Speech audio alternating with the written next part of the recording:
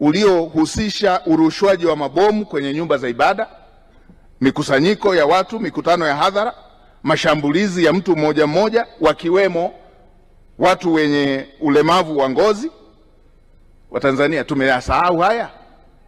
Yalitokea kwenye nchi yetu na yalileta utisho mkubwa: mikusanyiko, makanisa, misikiti kurushiwa mabomu, mikutano.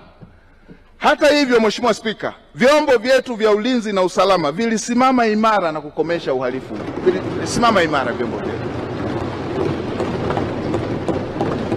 Katika kipindi cha serikali ya awamu ya 5 ulitokea tena uhalifu, watoto kutekwa na kuuawa. Tunakumbuka hiyo, mtu mmoja mmoja kupigwa risasi kwenye makazi yake, wengine kwenye kazi zao, na utekelezaji wa majukumu yake ya mtu mmoja mmoja uliathirika sana kutokana na sitofahamu hiyo iliyokuwa inahusisha mtu mmoja mmoja kulengwa na